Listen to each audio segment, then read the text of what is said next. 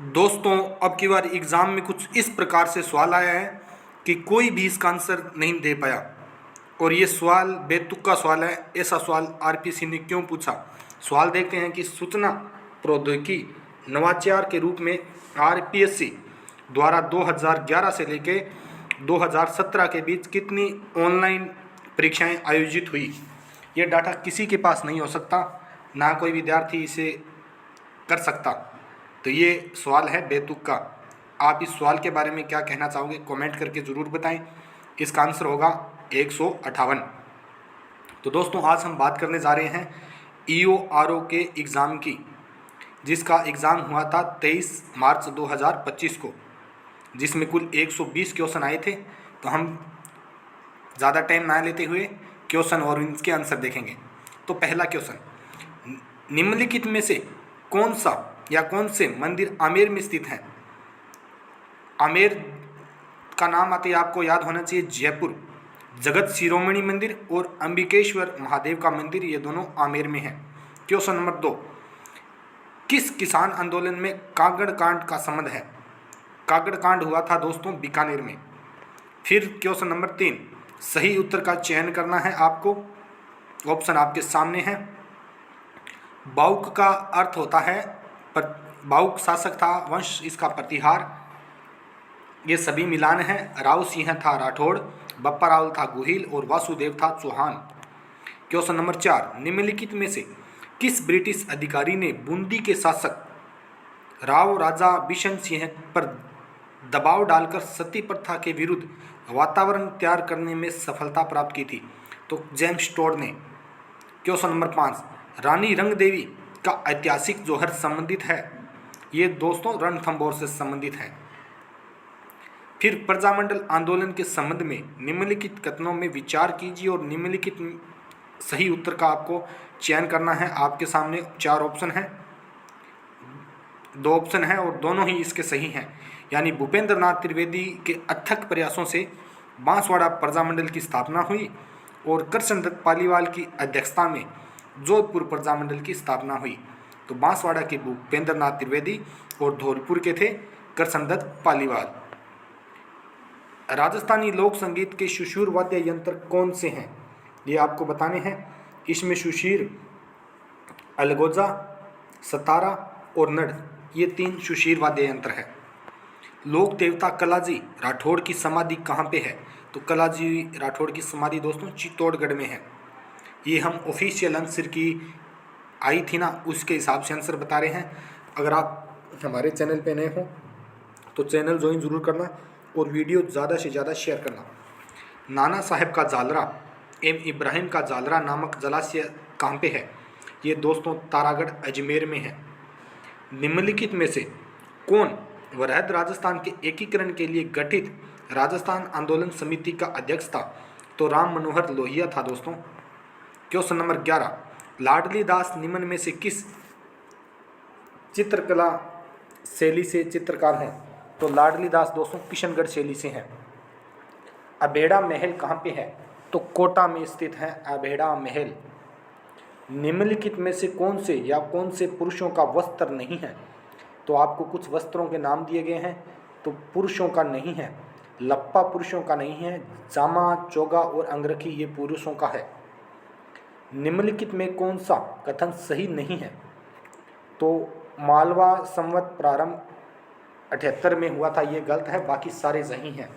जैसे मालवों ने वैदिक यज्ञ परंपरा का समर्थन देना जारी रखा, ये सही है।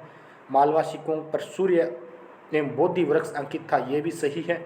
और मालवा सिखों पर सेनापति के नाम अंकित हैं, ये 3 ऑप्शन सही हैं। बाकी निम्नलिखित में से किस मुगल सेनानायक को दिवेर के युद्ध में महाराणा प्रताप ने पराजित किया था? सुल्तान खान को पराजित किया था। निम्नलिखित में से कौन से युग्म सही सुमेलित हैं? तो दोस्तों राजस्थान जीके के लिए बहुत ही ज़रूरी है।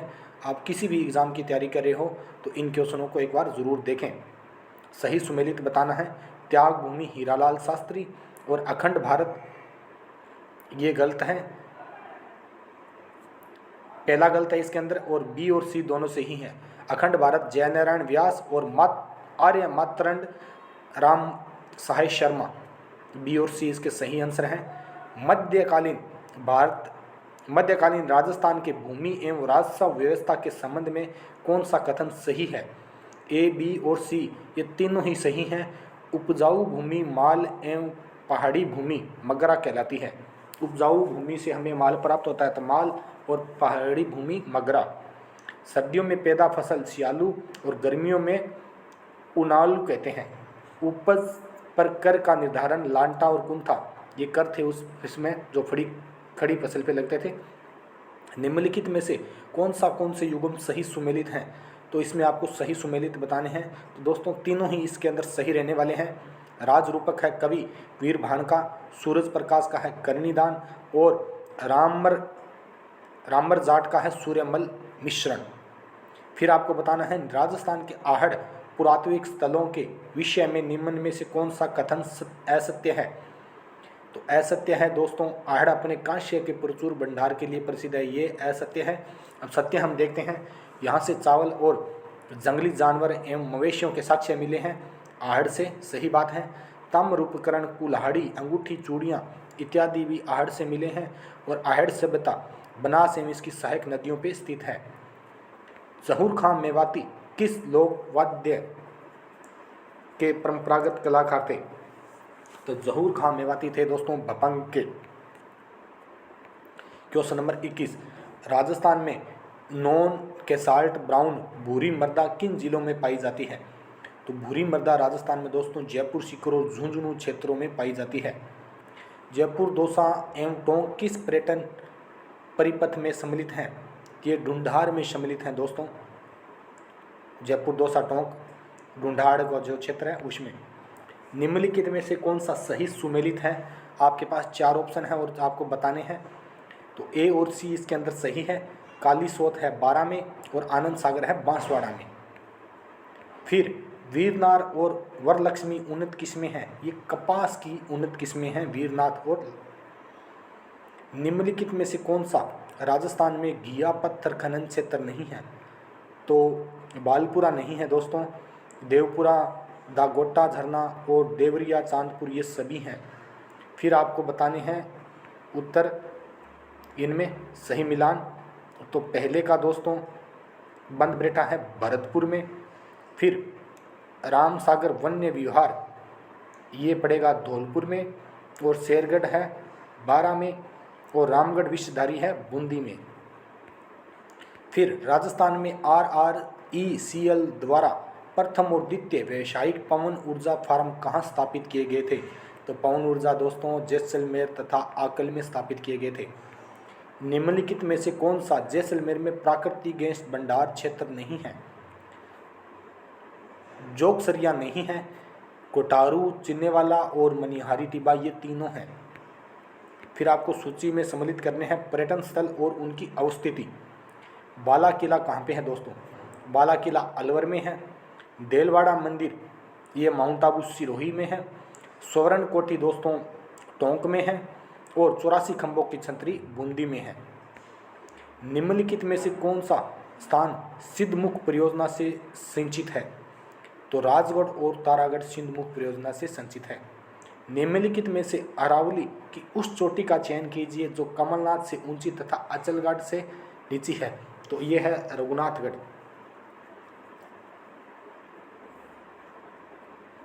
फिर भारतीय वन रिपोर्ट 2021 के अनुसार वर्ष 2019 से 21 के आंकलन में किस जिले में समूह में वनावरण में ऋणात्मक परिवर्तन हुआ है, यानी कम हुए हैं? तो करौली और जालौर में कम हुए हैं। फिर आपको बताना है राजस्थान में ग्रामीण और नगरीय पुरुष साक्षरता। तो ग्रामीण में पुरुष और नगरीय में पुरुष साक्षरता बतानी है। तो ग्रामीण में दोस्तों 76.2 और नगरीय में 87। डामोर जनजाति का मुख्य निवास करती है सिमलवाड़ा पंचायत समिति में डामोर निवास करती है।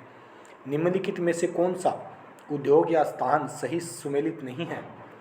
तो कांच नहीं है दोस्तों, कांच होगा धौलपुर में, और बाकी इसके सही हैं। स्टेन वुलन मिल्स है बीकानेर में, सल्फ्यूरिक एसिड प्लांट है अलवर में, सीमेंट है लाखेरी बूंदी में, और धौलपुर कांच होगा धौलपुर में, ये गलत है। निम्नलिखित में से कौन सा एक राजस्थान के दक्षिण पूर्वी पठार प्रदेश का भाग नहीं है? तो राजस्थान के दक्षिणी पूर्वी पठारी का भाग नहीं है दोस्तों। देवगढ़ का पिडमोंट मैदान नहीं है। अर्धचंद्राकार पर्वत श्रेणियां हैं, शाहबाद उच्च भूमि है और गंगधर उच्च भूमि भी है। निम्नलिखित में से कौन सी राजस्थान में परंपरागत जल संरक्षण की तकनीक नहीं है? तो पेंडा नहीं है दोस्तों, हमने इसका नाम नहीं सुना। ये क्या होता है कमेंट करके बताएंगे। झालरा, टोबा और नाड़ी हमने देखा है जो राजस्थान में जल संरक्षण की तकनीक है। फिर आपको सुमेलित करना है खनिज और उसके खनन क्षेत्र। तो दोस्तों लोहा की हम बात करें, लोहा होता है काली पहाड़ी में। मैग्नीज की बात करें, मैग्नीज काला खूंटा। टंगस्टन की जहाँ बात करें तो रेवत पहाड़ियाँ टंगस्टन। बेरेलियम होता है दोस्तों सागवाड़ा में। फिर राजस्थान में एक नदी के संदर्भ में निम्नलिखित तथ्यों को सावधानी पूर्वक पढ़ें। यह ऋषभदेव के निकट बिछामेड़ा से उद्गमित होती है। कौन सी नदी है वो? गोमती तथा सारनी इसकी सहायक नदियां हैं। तो ये नदी है दोस्तों सोम नदी। फिर दक्षिणी पश्चिमी मानसून के मौसम में प्राप्त औसत वर्षा की मात्रा के अनुसार राजस्थान के निम्नलिखित जिलों में से कौन सा सही ढंग से आरोही क्रम में व्यवस्थित है? तो धौलपुर, अलवर और झुंझुनू आरोही क्रम में व्यवस्थित हैं। फिर आगे वाला क्वेश्चन दोस्तों, लोक सेवाओं के प्रदान की गारंटी अधिनियम राजस्थान के बारे में निम्नलिखित कथनों पर विचार कीजिए और नीचे दिए गए कूट सही उत्तर का आपको चयन करना है। तो सही उत्तर इसमें एक ही है, गलत हम नहीं देखेंगे। इस अधिनियम को राज्य विधानसभा द्वारा भारत के गणतंत्र 62वें गणतंत्र वर्ष पर पारित किया गया था। फिर वही क्वेश्चन जो हमने सबसे पहले पढ़ा था, ये क्वेश्चन डिलीट होना चाहिए, इसका कोई तुक नहीं है। अगर दोस्तों आप हमारे चैनल पे नए हो तो चैनल ज्वाइन जरूर करना, वीडियो ज़्यादा से ज़्यादा शेयर करना। क्वेश्चन नंबर 43, राज्यसभा के संबंध में निम्नलिखित में से कौन सा कथन सही नहीं है? तो इसमें आपको दोस्तों 4 ऑप्शन दिए गए हैं, हम देखते हैं। पहला, राष्ट्रपति द्वारा राज्यसभा के लिए मनोनीत सदस्य साहित्य, विज्ञान, कला, सामाजिक सेवा जैसे मामलों के संबंध में विशेष ज्ञान, व्यवहारिक अनुभव रखने वाले व्यक्ति होते हैं। तो होते हैं राष्ट्रपति ऐसे व्यक्तियों को मनोनीत करता है। राज्यसभा एक स्थायी सदन है दोस्तों, सही बात है ये, राज्यसभा एक स्थायी सदन है, इसका भी गठन नहीं होता। राज्यसभा में 1/3 सदस्य प्रत्येक 2 वर्ष बाद सेवानिवृत्त होते हैं रहते हैं, यानी हर 2 साल बाद में सदस्य बदलते रहते हैं और ये कभी विघटित नहीं होता, एक स्थायी सदन है राज्यसभा। फिर बात करते हैं, ओडिशा और राजस्थान समान संख्या के प्रतिनिधित्व राज्यसभा में भेजते हैं। तो ये आपको देख लेना है कितनी है राज्यसभा की सदस्य संख्या उड़ीसा की, दोनों की समान है, उड़ीसा और राजस्थान की। ये चौथा क्वेश्चन गलत है। फिर राजस्थान राज्य चुनाव आयोग के संबंध में निम्नलिखित में से कौन सा कथन गलत है? राजस्थान राज्य आयुक्त को राजस्थान सरकार या भारत सरकार शासन सचिव या समान वेतन श्रृंखला के समकक्ष पद का न्यूनतम 5 साल का अनुभव होना चाहिए। सही बात है दोस्तों। यह मतदाता सूची तैयार करता है और पंचायती राज संस्थानों के साथ नगर निकायों के लिए चुनाव कराता है, ये भी सही बात है। फिर भारत के संविधान के अनुच्छेद 243 के तहत एकल सदस्य निकाय के रूप में राज्य चुनाव आयुक्त की नियुक्ति राज्यपाल करता है, तो ये भी बात एकदम सही है। तो क्वेश्चन इसका ऑप्शन 4 नंबर गलत होगा। राजस्थान राज्य चुनाव आयोग का गठन 1995 में नहीं हुआ था दोस्तों, तो प्रथम चुनाव आयोग के कुछ समय बाद में ही हुआ होगा। तो ये 95 तो बहुत अब की बात कर रहे हैं, तो ये अब की नहीं है, पहले की बात है। ये क्वेश्चन गलत है, ऑप्शन गलत है, 4 नंबर क्वेश्चन सही है। National service volunteer scheme NSVS एवं राष्ट्रीय सद्भावना योजना RSY को मिलाकर किस योजना का क्रियान्वयन की गई थी? नेशनल यूथ कॉर्पस की क्रियान्वयन किया गया था। 1958 में राजस्थान उच्च न्यायालय की जयपुर पीठ भारत सरकार द्वारा गठित एक समिति की सिफारिश पर समाप्त कर दी गई थी। इस समिति में कौन सदस्य नहीं था? तो ये थोड़ा दोस्तों बहुत टफ सवाल हो जाता है, इतने सदस्यों के नाम नहीं याद रहते, तो ये भी हमारे काम का तो है पर याद रखना होगा। तो इसमें सदस्य कौन थे? विश्वनाथ, BK गुप्ता और सत्यनारायण राव, ये तीनों सदस्य थे। मौलिक अधिकारों के बारे में कौन सा कथन सही है? नीचे दिए गए सही उत्तर का आपको चयन करना है। कुछ मौलिक अधिकार केवल भारतीय नागरिकों को ही दिए गए हैं। सही बात है दोस्तों, यहाँ पे भारतीय लिख देते तो और अच्छा होता। नागरिकों तो यानी भारतीय के नागरिकों को दिया गया है। कुछ मौलिक अधिकार कार्यपालिका के विरुद्ध संबोधित हैं लेकिन विधायिका पर कोई प्रतिबंध नहीं लगाते, ये भी ऑप्शन है इसमें। फिर इसमें 4 ऑप्शन दिए गए हैं, इसमें हमें ये भी सही है इसका। और फिर कुछ मौलिक अधिकारों का उद्देश्य विधायी शक्तियों पर निक्षेपित प्रतिबंध है, ये भी सही है। ये इसके A, B, C तीनों सही हैं। निम्नलिखित में से राजस्थान पंचायती राज अधिनियम 1994 की धारा 38 के बारे में क्या सही नहीं है? तो धारा के बारे में ये सही नहीं है, ऑप्शन नंबर 2। और सही क्या है वो हम देख लेते हैं, क्योंकि किसी और एग्ज़ाम में ये आ सकता है। राजस्थान पंचायती राज अधिनियम 1994 की धारा 38 के अंतर्गत राजस्थान सरकार पंचायती राज संस्थानों के अध्यक्ष को उनके पद से हटा सकता है, ये बात सही है। ऐसा निष्कासन राज्य सरकार द्वारा केवल आवश्यक जांच के भी बाद किया जाता है और ऐसे हटाए गए अध्यक्ष को संबंधित पंचायती राज संस्था के सदस्य को भी हटा दिया जा सकता है, ये तीनों सही हैं इसके और एक गलत था। लोकायुक्त का क्वेश्चन आया है दोस्तों। लोकायुक्त राजस्थान निम्नलिखित में से किसके विरुद्ध शिकायतें नहीं सुन सकता? तो सुन सकता है कलेक्टर के विरुद्ध, जिला प्रमुख के विरुद्ध और राजस्थान के कैबिनेट मंत्री के विरुद्ध सुन सकता है। सुन नहीं सकता तो राजस्थान विधानसभा सचिवालय के अधिकारी एवं कर्मचारियों के विरुद्ध ये नहीं सुन सकता। और यहाँ पे अगर मुख्यमंत्री भी आए तो उसके विरुद्ध भी नहीं सुन सकता। राजस्थान विधानसभा के सचिवालय के अधिकारी ये इनके अंडर में नहीं आते। राजस्थान MSME पॉलिसी 2024 की मुख्य दृष्टि क्या है? राजस्थान में वैश्विक, प्रतियोगी और स्थानिक प्रासंगिक MSME क्षेत्र को सर्जित करना।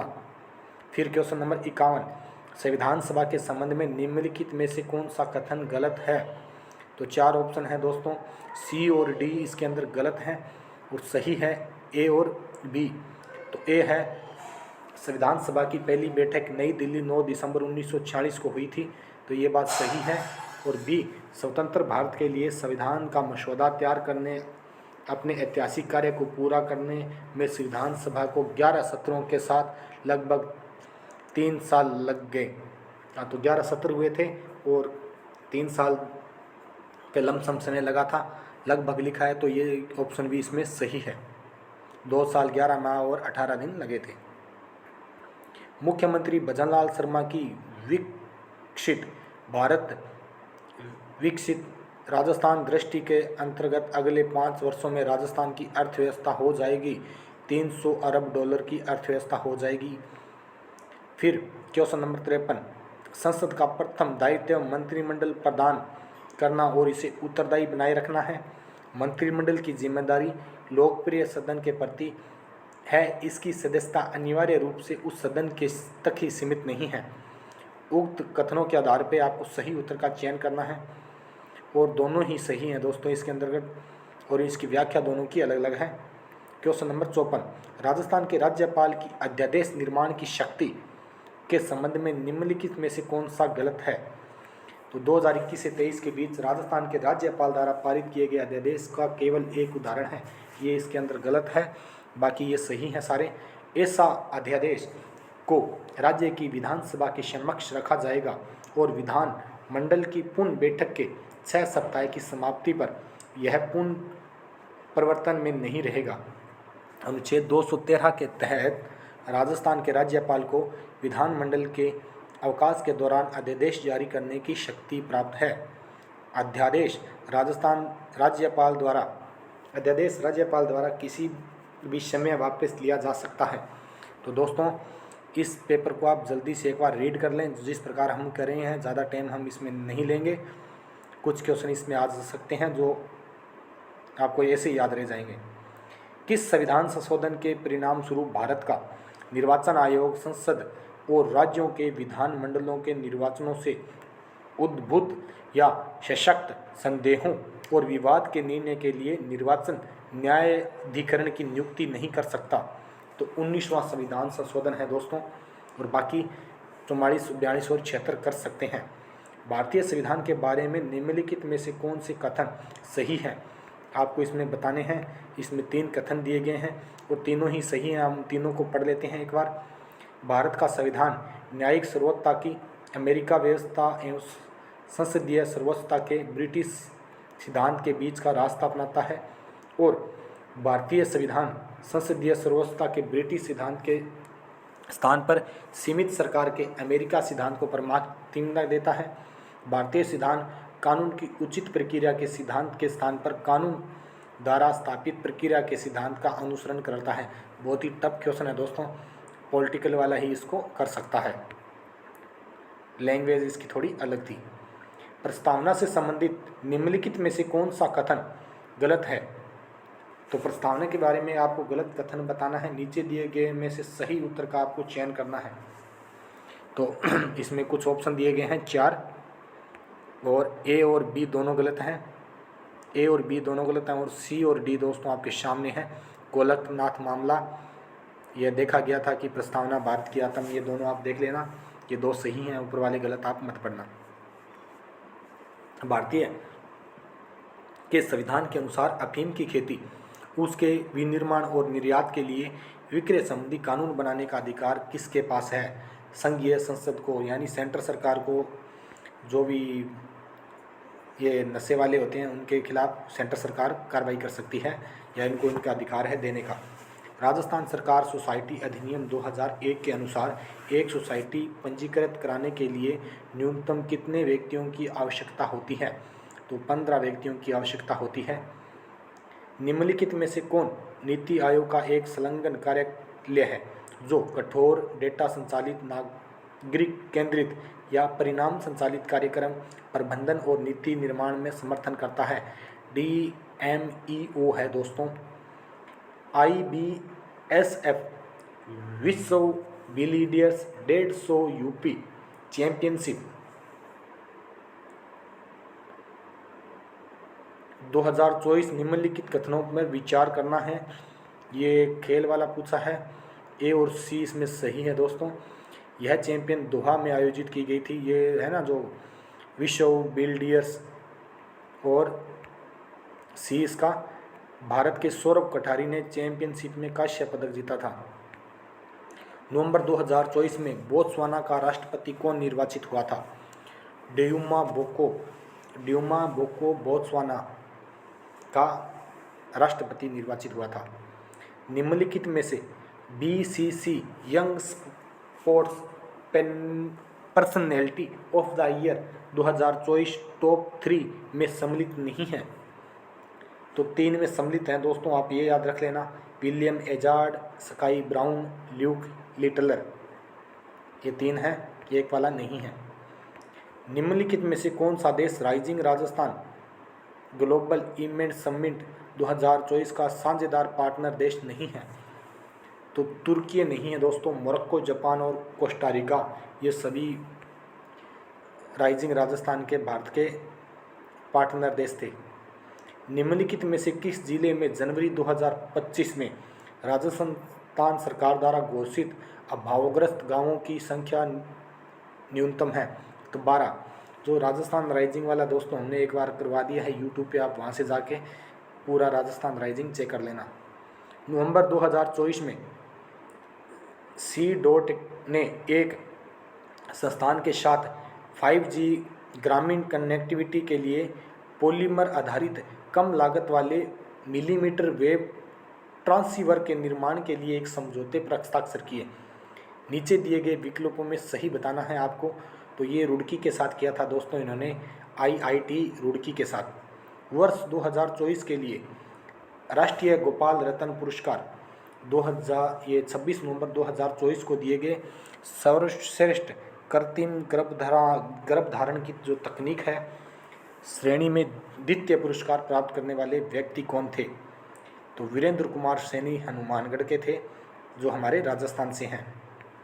6 दिसंबर 2024 को भारत सरकार की कैबिनेट के निर्णय अनुसार राजस्थान के कितने नए केंद्रीय विद्यालय खोले जाएंगे? तो 9 केंद्रीय विद्यालय खोले जाएंगे दोस्तों। 6 नवंबर 2024 कैबिनेट निर्णय के अनुसार राजस्थान में सेंट्रल सरकार के द्वारा 9 केंद्रीय विद्यालय खोले जाएंगे। राज्यों की अक्षय ऊर्जा क्षमता के लिए कॉलम 1 तथा कॉलम 2 सुमेलित करने हैं आपको 10 अक्टूबर 2024 तक के आंकड़ों के अनुसार। तो राजस्थान में दोस्तों 29.98 गीगाबाइट की क्षमता है, तमिलनाडु में है दोस्तों 23 की और कर्नाटक की है 22, यानी राजस्थान नंबर 1 पे है इनमें से। 38वें राष्ट्रीय खेल 2025 में भारोत्तोलन स्पर्धा की 109 किलोग्राम श्रेणी के संदर्भ में निम्नलिखित कथनों पर आपको विचार करना है और सही विकल्प का आपको चयन करना है। तो ए और बी दोनों ही असत्य हैं, तो इसको पढ़कर दोस्तों कोई फ़ायदा नहीं है, तो दोनों ही इसके असत्य हैं। ऐसे क्वेश्चन छोड़ने चाहिए जो बिल्कुल ना आए, ये क्वेश्चन कोई करता तो गलती होता। आईसीसी अंडर 19 महिला T20 विश्व कप 2025 के संदर्भ में निम्नलिखित कथनों पे आपको विचार करना है। इसमें बी और डी सही हैं। इस टूर्नामेंट में फाइनल मैच में बोगाडी निशा को प्लेयर ऑफ द मैच चुना गया था। तो आपको याद रखना है player of the match Bogadi Trisha. और इस टूर्नामेंट के सेमीफाइनल मैच में भारत ने इंग्लैंड को हराया था। तो सेमीफाइनल तक भारत पुगा था, इंग्लैंड को हराया था। और फाइनल टीम कौन विजेता रही थी वो आप एक बार देख लेना। आईसीसी अंडर 19 महिला 20 विश्व कप।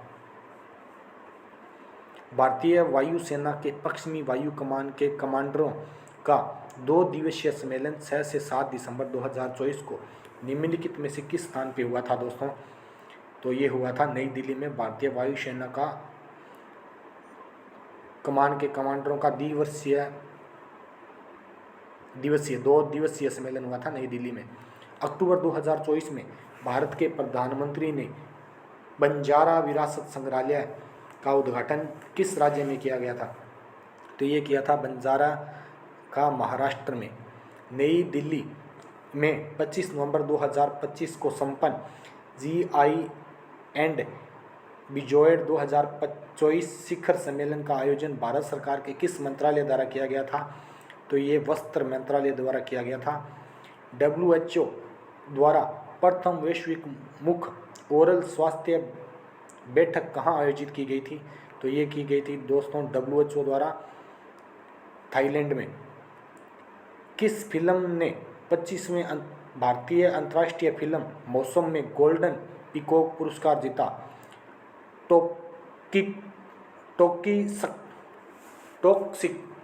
टॉक्सिक नाम है इसका, टॉक्सिक। निम्नलिखित में से कौन सा पुस्तक का नाम लेखक का नाम सही सुमेलित नहीं है? तो ये सही सुमेलित नहीं है। सही वाले हम देख लेते हैं। A brief history of information networks from the stage age to AI. इतने बड़े बड़े नाम हैं दोस्तों, किसी को याद नहीं होगा, फिर भी आप एक बार देख लेना इस एग्ज़ाम में से सवाल क्यों पूछा इन्होंने। एडोल्फो उर्सो ने द्विपक्षीय सहयोग बढ़ाने हेतु दिसंबर 2024 में भारत की आधिकारिक यात्रा की है। यह निम्नलिखित में से किस देश के वरिष्ठ मंत्री हैं? एडोल्फो उर्सो ये इटली के हैं, जो द्विपक्षीय सहयोग बढ़ाने हेतु दिसंबर 2024 में भारत की आधिकारिक यात्रा पे आए थे। Adolfo उर्सो 2024 Italy. असीमता महिला लिंग के संबंध में निम्नलिखित कथनों पर विचार कीजिए और सही विकल्प को आपका चयन करना है। तो ए सही है दोस्तों। इसके अंदर भारतीय खेल प्राधिकरण और राष्ट्रीय खेल महासंघों के सहयोग से खेलो इंडिया अस्मिता महिला लीग आयोजित की जाएगी। और 3 नंबर इसका सही है। अस्मिता योगासन लीग 2024-25 का आयोजन 5 से 7 जनवरी 2025 नई दिल्ली में किया गया था। निम्नलिखित में से किसको दिव्यांगजनों को सशक्त बनाने में सम्मिलित संस्थानों के लिए राष्ट्रीय पुरस्कार 2024 को दिव्यांगजनों के लिए सर्वश्रेष्ठ नियोक्ता श्रेणी में पुरस्कार दिया गया, तो जोमेटो को दिया गया था दोस्तों। राजस्थान नगरपालिका अधिनियम 2009 की धारा 45(19) के अंतर्गत नगरपालिकाओं की ओर से दाखिल प्रथम सूचना रिपोर्ट की तिथि से 3 माह की कालावधि के भीतर अन्वेषण पूर्ण किया जाएगा, यानी 3 माह का टाइम। राजस्थान नगरपालिका अधिनियम 2009 के अंतर्गत नगरपालिका कर निर्धारण के लिए कर निर्धारकों की नियुक्ति की जाएगी राज्य सरकार के द्वारा। नगरपालिका के क्वेश्चन आगे हम। राजस्थान नगरपालिका अधिनियम EORO यही होते हैं क्वेश्चन। 2009 की धारा 115 के द्वारा अपेक्षित सूचना देने में विफल रहने वाले पर नगरपालिका किसी व्यक्ति पर 500 रुपये से अनधिक या उक्त भवन या परिवर्तन पर 30 मास की कालावधि के लिए संदेहक दर की रकम 10 गुना जो भी अधिक हो कर सकती है। राजस्थान नगरपालिका अधिनियम 2009 के अंतर्गत नगरपालिका चुनाव में कोई व्यक्ति चुनाव लड़ सकता है। केवल एक वार्ड से एक व्यक्ति चुनाव लड़ सकता है।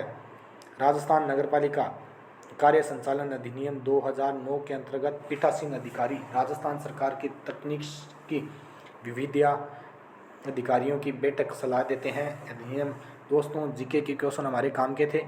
अगर आपके ये आप काम के नहीं हैं तो आप चैनल ज्वाइन ज़रूर कर देना। भर्तियों से संबंधित सभी प्रकार की जानकारी आपको मिलेगी और जो भी नए अपडेट आएंगे वो आप तक पहुंच जाएंगे, नए पेपर पहुंच जाएंगे। और ये जिसको देखना है आगे हम देखते हैं। राजस्थान नगरपालिका अधिनियम 2009 के अंतर्गत धारा 31 के अधीन दायर निर्वाचन याचिका में पारित आदेश के विरुद्ध अपील की जाएगी, उच्च न्यायालय में कर सकते हैं।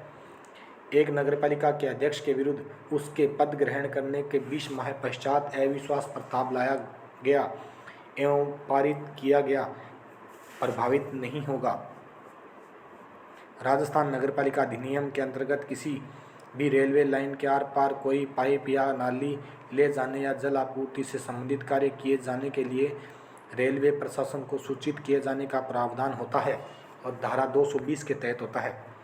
राजस्थान नगरपालिका अधिनियम 2009 के अध्याय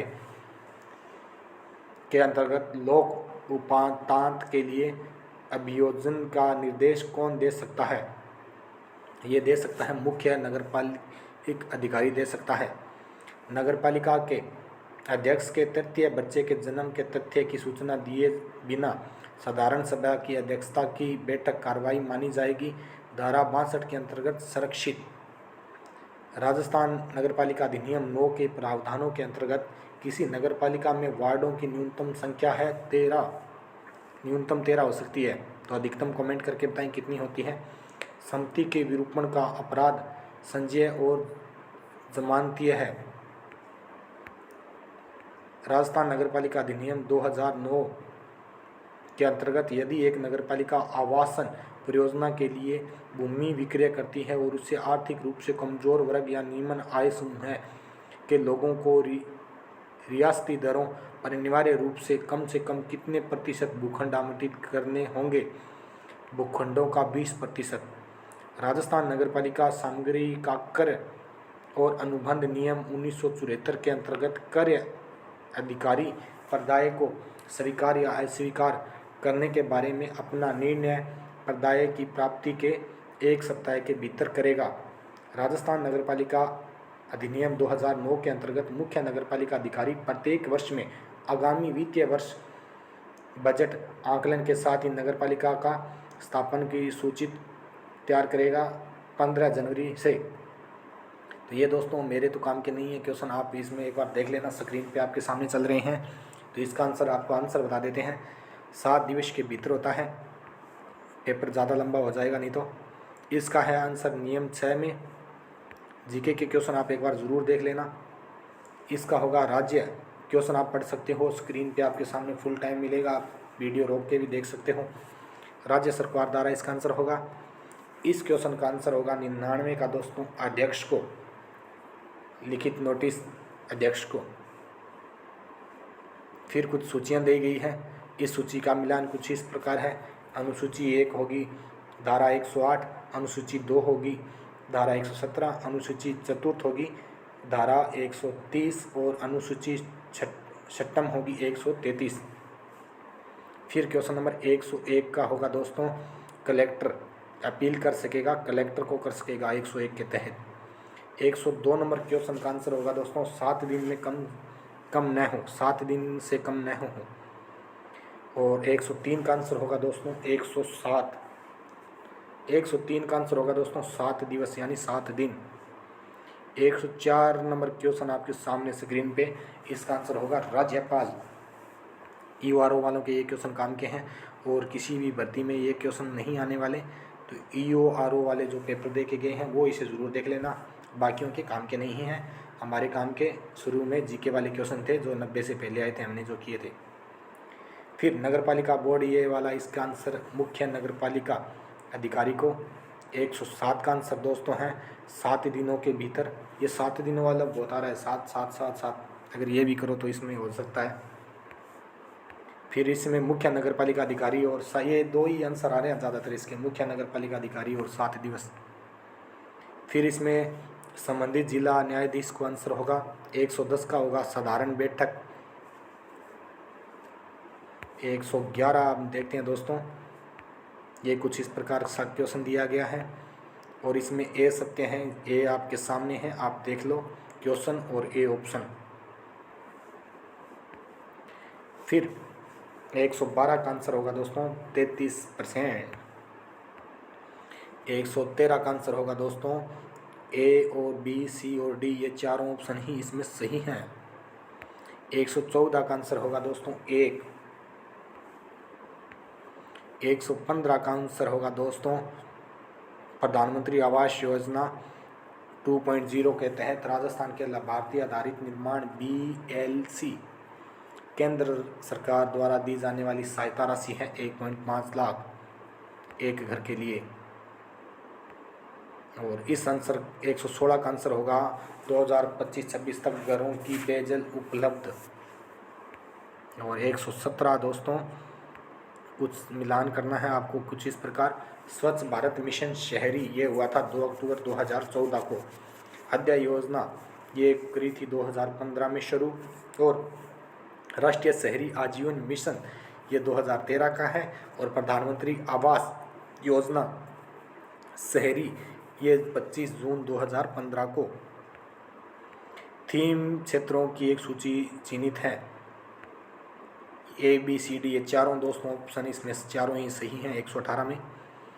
और 119 का ये इसका आंसर रहने वाला है स्वयं सहायता समूह बनाने में क्रेडिट तक पहुंच। और 120 दोस्तों बी और सी ऑप्शन इसमें सही हैं। तो पेपर कुछ बड़ा हो गया, तो आप जीके वाले क्वेश्चन ज़रूर देख लेना। तो आज का पेपर दोस्तों इतना ही था, हमने अच्छे से किया। तो बहुत से एग्ज़ामों में क्वेश्चन दोबारा रिपीट होने वाले हैं। आपको वीडियो कैसी लगी कमेंट करके ज़रूर बताएं, और आप हमारे चैनल पे नए हो तो चैनल ज्वाइन ज़रूर करना दोस्तों। मिलते हैं नेक्स्ट वीडियो के साथ।